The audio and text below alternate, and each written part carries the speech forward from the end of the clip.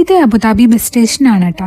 ഇവിടെ നിന്ന് ബാബ്സ് മന്ദിറിലേക്കാണ് കേട്ടോ ഞങ്ങൾ പോണത്. ഈ ബസ് 203 ആണ്. അവിടെ നിന്നൊരു 345 കേട്ടോ എടുത്തത്. ആകെ കൂടെ 2 സ്റ്റോപ്പേ ഉണ്ടായിരുന്നുള്ളൂ. അതുകൊണ്ട് തന്നെ ബസ്സിൽ വരാൻ യാതൊരു ബുദ്ധിമുട്ടില്ല. എത്തിക്കഴിഞ്ഞാൽ കുറച്ച് സെക്യൂരിറ്റി ചെക്കിംഗ് ഒക്കെ ഉണ്ട് കേട്ടോ. ഞങ്ങൾ ഓൺലൈൻ വഴി ബുക്ക് ചെയ്തിട്ടാണ് കേട്ടോ പോയത്. കയ്യിൽ എമിറേറ്റ്സ് ID, UAE പാസ് അല്ലെങ്കിൽ പാസ്പോർട്ടിന്റെ ഫോട്ടോ അങ്ങനെ എന്തെങ്കിലുമൊക്കെ വേണം കേട്ടോ. നല്ല വെയിലായ കാരണം കൊടയൊക്കെ അവിടെ തന്നെ പ്രൊവൈഡ് ചെയ്തിട്ടുണ്ടായിട്ടാ. നല്ല ഭംഗിയാണ് കേട്ടോ നേരിട്ട് കാണാനായിട്ട്. ഇവിടെ വരുമ്പോഴും നമ്മൾ ശ്രദ്ധിക്കേണ്ട ഒരു കാര്യം നമ്മുടെ ഡ്രസ്സിങ് തന്നെയാണ് കേട്ടോ.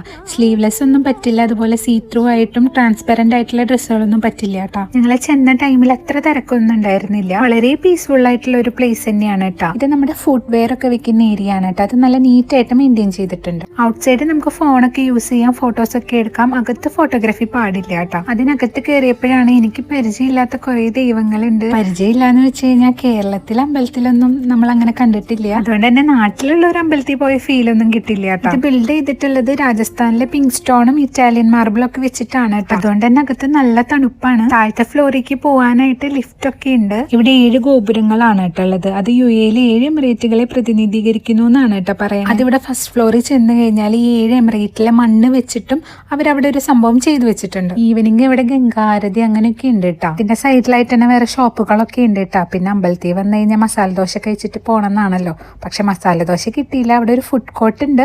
അവിടെ കുറച്ച് ഐറ്റംസ് ഒക്കെ ഉണ്ട് കേട്ടോ. കൂടുതലും നോർത്ത് ഇന്ത്യൻ ഫുഡ് ഐറ്റംസ് ആണ് കേട്ടോ. അത്യാവശ്യം സ്പേസ് ഒക്കെ ഉണ്ട് ഇതിനകത്ത്. തിരിച്ചും നമ്മള് ബസ്സിന് തന്നെയാണ് കേട്ടോ അവിടെ നിന്ന് വന്നത്.